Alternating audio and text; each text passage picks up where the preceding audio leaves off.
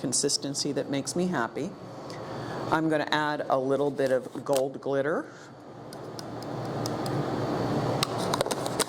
I'm going to add some mica flakes. And all of these products you can get through me at Painted Studio. If I don't have them on hand, I will bring them in because I have run out of them. And this is our gold dust.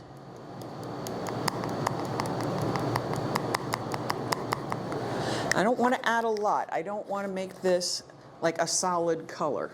I want to make this an enhancement.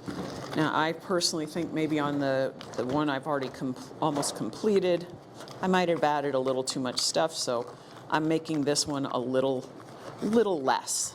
I want a little less drama.